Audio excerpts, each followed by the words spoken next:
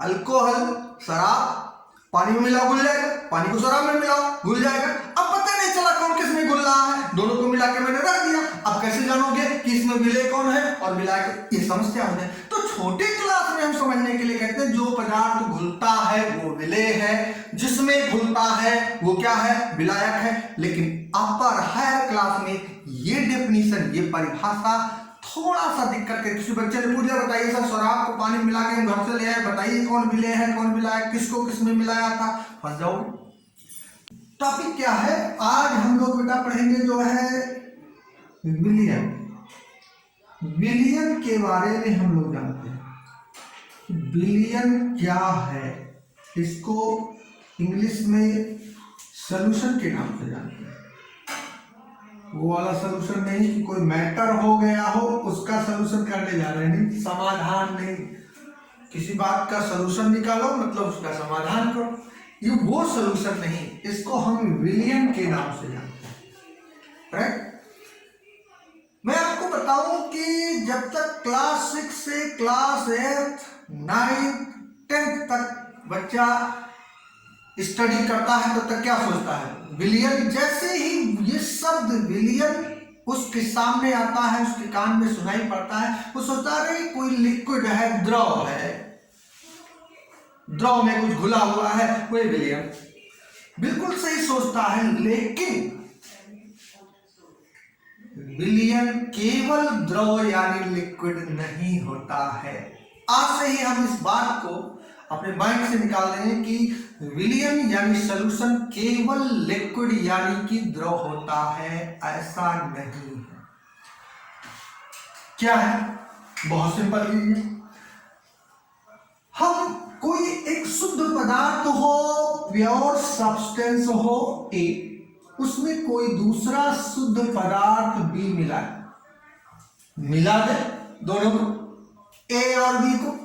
अब वो क्या बन गया? जब दो शुद्ध पदार्थ, ये भी एक शुद्ध पदार्थ है और ये भी एक शुद्ध पदार्थ है, और इसको मिलाया तो बना क्या? इससे बन गया आपका मिश्रण, जिसे आप कहते हैं मिक्सचर। बहुत सिंपल। यानी जब दो या दो से अधिक शुद्ध पदार्थों को आपस में मिला दे तो वो मिश्रण बन जाता है। कहते हैं अशुद्ध भी मिलाओगे तब भी मिक्सचर बनेगा। बट अब मिश्रण बनाने के तरीके देखिए ना। एक गिलास आपने वाटर लिया, पानी लिया, एक कांच के गिलास में जो है पानी ले लिया, राइट, क्या ले लिया? वाटर, पानी। अब उसमें थोड़ा सा चीनी यानी कि शुगर, आप उसमें इसको शुगर कह सकते हैं, लेकिन शुगर का मतलब केवल चीनी नहीं होता, आगे मालूम चलेगा आप लोगों को। इसमें थोड़ा सा शुगर यानी चीनी घोल दे, इसको हिला दे, सेकर, ये घुल जाए। घुल जाने के बाद हम लोग गांव में क्या कहते हैं? अरे चीनी घोल दो पानी में, शरबत बना दो। उसी शरबत को हम लोग वैज्ञानिक ढंग से शब्द में बोलते हैं क्या?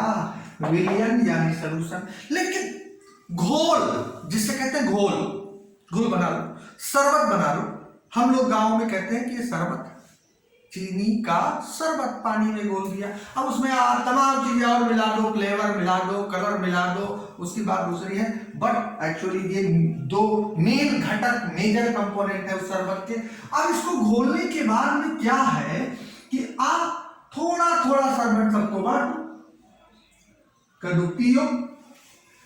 सबको जो स्वीटनेस है, मिठास है, वो एक समान मिलेगी, क्योंकि चीनी एक समान रूप से उस पानी में घुल गया। यानी अगर एक बूंद इस शरबत का हम लें और उसमें चीनी यानी शुगर और वाटर निकालें, तो इस हर बूंद में उसकी मात्रा समान आएगी। इसी को हम कहते हैं कि उसके प्रत्येक भाग का रासायनिक संगठन समान है। यानी ये जो मिश्रण बनाया आपने, चीनी और पानी का मिश्रण जो बनाया, ऐसा मिश्रण है जिसके प्रत्येक भाग का रासायनिक संगठन समान है। उसका केमिकल कंपोजिशन सेम है, यूनिफॉर्म है, उसका कंपोजिशन एक समान संगठन है, इसी को बोलते हैं हम समांग मिश्रण के नाम से जानते हैं। इसे कहते हैं कैसा मिश्रण? समांग मिश्रण। यानी इसी को अंग्रेज लोग बोल दिए होमोजीनियस मिक्सचर। होमोजीनियस मिक्सचर के नाम से जानते हैं वो लोग। बहुत सिंपल। तो मैंने बताया कि जब दो शुद्ध पदार्थ आपस में मिलाते हैं तो मिश्रण बनता है, लेकिन उसमें से एक ऐसा मिश्रण बनाया मैंने जिसके प्रत्येक भाग का संगठन, रासायनिक संगठन समान था, और उसे हमने क्या कहा? समांग मिश्रण। अब बात करते हैं बेटा कि एक गिलास पानी लेकर के उसमें थोड़ा सा डस्ट यानी धूल डालो, सैंड डाल दो, चाक को पीस के डाल दो, चाक डाल दो, चलो चाक डाल दिया, हिला दो। हिलाने के बाद आप देखेंगे वो पूर्णतया यानी कंप्लीटली उसमें घुलेगा नहीं। घुलेगा नहीं मतलब उसमें सॉल्युबल नहीं होगा, कुछ ना कुछ तो घुलेगा। अब क्या करो, उसके हर बूंद को लेके उसका विश्लेषण करो, एनालाइज करो, तो देखोगे किसी बूंद में चाक की मात्रा कम है और किसी बूंद में चाक की मात्रा अधिक है, और वो जो मिश्रण बना उसे हम कहेंगे विषमांग मिश्रण।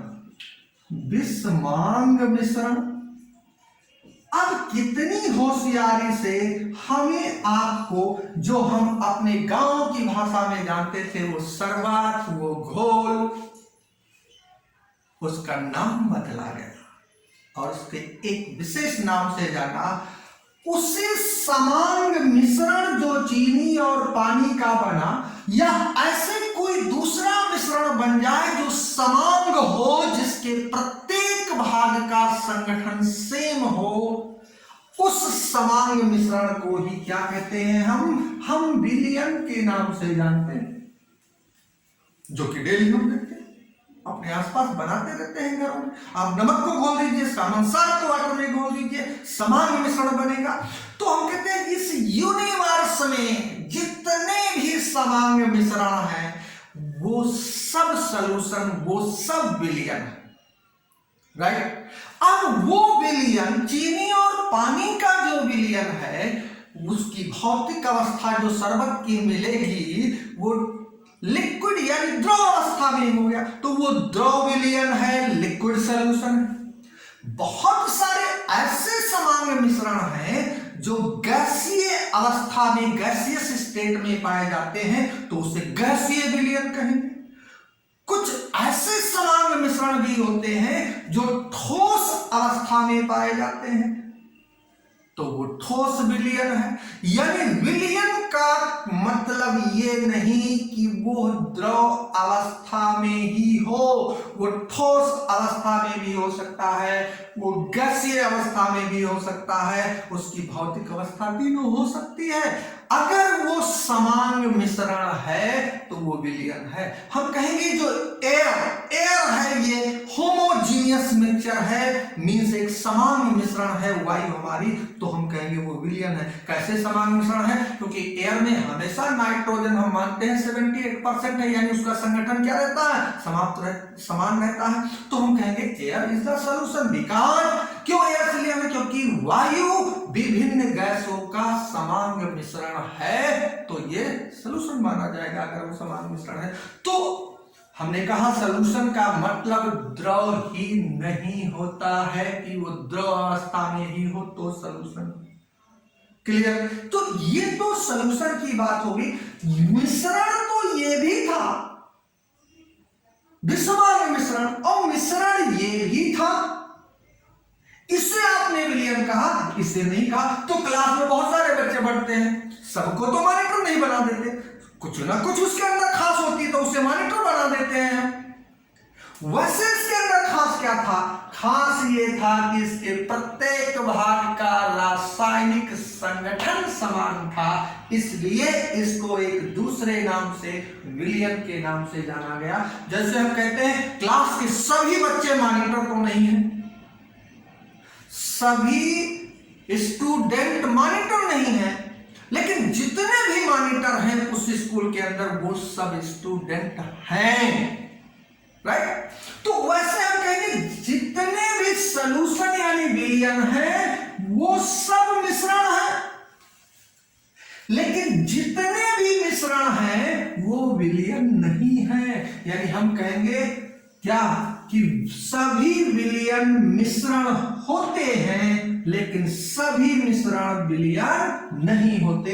यानी all solutions are mixture but all mixtures are not solution. तो ये बात हो गई कि विलयन तो बाद में आया, पहले का वो मिश्रण था, फिर मिश्रण के बाद क्या है वो समांग मिश्रण था, और जब समांग मिश्रण हो गया तो हमने कहा वो सॉल्यूशन यानी कि वो विलयन है, राइट। तो ये तो विलयन क्या है जिसे हम लोग पहले शरबत के नाम से जानते थे, उसी को तो विलयन कहते हैं, वही तो समांग मिश्रण होता है। नमक पानी का घोल बनाओ तो समांग मिश्रण बनेगा, चीनी और पानी का घोल बनाओ तो भी समांग मिश्रण बनेगा। अब विलयन कितने प्रकार का होता है पहले इसको देखिए। एक गिलास वाटर लिया आपने, पानी लिया, एक गिलास पानी, बहुत सिंपल, एक गिलास पानी लिया, ठीक है। अब इसमें थोड़ा सा चीनी जोड़ा, शुगर डिजॉल्व किया वाटर में, घुल गया, उसको इंग्लिश में कहते हैं कि वो डिजॉल्व हो गया, सॉल्युबल है, मिसबल है, डिजॉल्व हो गया, घुल गया, रिले हो गया उसमें, बहुत सिंपल। अब इसमें थोड़ा सा चीनी और डालो, घुल गया। अगर इसमें और चीनी घुल सकती है, विलयन तो जो बनना मिश्रण बनना है तो समान बनना है, अगर उस समान मिश्रण में और उसमें चीनी घुल सकती है, और हम कहते हैं अरे यार इच्छा तृप्त तो हो गई, इतना खा लिया, यानी अब और नहीं खा सकते। लेकिन अगर इच्छा हमारी तृप्त नहीं हुई मतलब और खा सकते हैं, बहुत सिंपल। तो अगर विलयन में और विलय घोला जा सके, घोलने वाला पदार्थ उसमें और घुल सके, तो उसे कहेंगे असंतृप्त विलयन, असंतृप्त विलयन कहेंगे। यानी ऐसा विलयन जिसमें विलय की और अधिक मात्रा घोली जा सके उसी ताप पर, उसी टेम्परेचर पे, मोर सॉल्यूट कैंडिडाल और अधिक विलय पदार्थ उसमें घोल सकते हो, यानी तो वो असंतृप्त, इच्छा वितृप्त हुई नहीं, पेट भरा नहीं है उसका, ठीक है। अब घोलते जाओ घोलते जाओ घोलते जाओ, एक ऐसी स्थिति आएगी कि वो चीनी घुलना बंद कर देगा उसी ताप पर, और जब चीनी घुलना बंद कर दे यानी और अधिक उसमें चीनी ना घुले, तब वो विलयन बना, उसे आपने कहा संतृप्त विलयन। क्या कहा? संतृप्त विलयन कहा, यानी जिसमें और अधिक सॉल्यूट विलय ना घोला जाए। असंतृप्त मीन्स वो अनसैचुरेटेड था, अनसैचुरेटेड, असंतृप्त, अभी भी भूख है और खा सकता है, संतृप्त मतलब अब नहीं खा सकता है, यानी वो सैचुरेटेड सॉल्यूशन बन गया, संतृप्त विलयन। अच्छा, इच्छा तृप्त हो गई, बहुत खाना खा लिया, इच्छा तृप्त हो गई, भर गया पेट, बारात में गए थे किसी फंक्शन में, अब कोई कहता अरे 2 रसगुल्ला और मार दो, बहुत लाजवाब बना है, लजीज है, लो और खा लिया, किसी के कहने पे और खा लिया, संतृप्त फिर भी खा लिया। इसका मतलब संतृप्त विलयन में और अधिक विलय नहीं घोला जा सकता, लेकिन उसी ताप पर। लेकिन अगर टेम्परेचर बढ़ा दें तो इसमें थोड़ा और अधिक चीनी घुल जाएगी, ताप बढ़ाने पे, इसको गर्म कर दो, हीट कर दो इसको थोड़ा सा, तो और अधिक चीनी घुल जाएगी, तो वो क्या हो जाएगा, और अधिक घुल जाए। अब जब उसके बाद तुम टेम्परेचर यानी ताप बढ़ाओगे तो चीनी बिल्कुल नहीं घुलेगी उसमें, अब वो बन गया अति संतृप्त विलयन, अति संतृप्त विलयन, यानी इसे कहते हैं super saturated solution, super saturated solution,